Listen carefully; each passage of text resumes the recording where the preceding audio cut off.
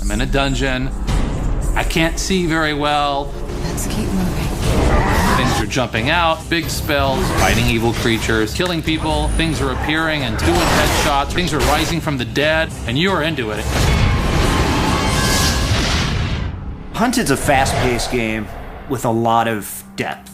We work for the Lord Mayor of Dyfed. We talk about telling a dark story, but we wanted to make sure that our player was going to experience really diverse environments. Terror's down there in the dark. It was just kind of, me and Rob, our art director, getting together and kind of talking about what would it look like, what would the technology be like, and that's kind of the way that the game evolved. When we first started working on the project, it was important to come up with a style that wasn't as clean as classic high fantasy games can be.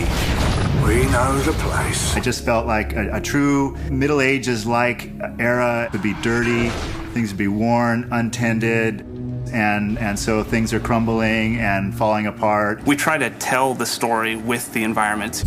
The wear and tear, the grime we put on it, we try to give that sense of history. You come into an area with ancient ruins of some civilization that used to live in an area, but it's about giving the world this richness and this life that is larger than the span of the game story we're telling.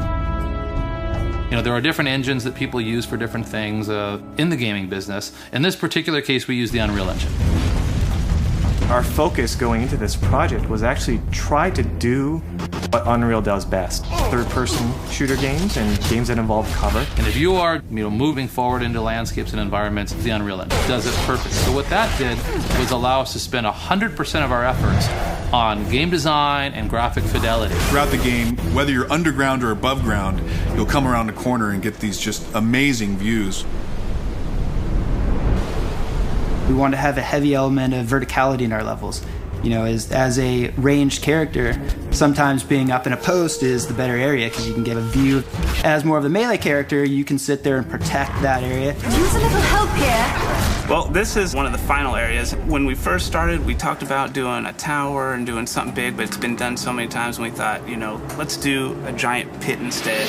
There might be a little bit of a spider problem down here. These big pieces of basalt rock, they actually were modeled out in 3D first, so it really has a very sculpted feel. I want them to feel like they're stepping on hard ground and they're climbing up solid stairs and interacting with every facet of the geometry that's on the ground. We need to be at the Fountain of Alicia by morning. It's not so typical in a console game to be able to create your own world. But I can't thank you enough. What happens if I could build my own dungeons? And that was the founding principles of Crucible.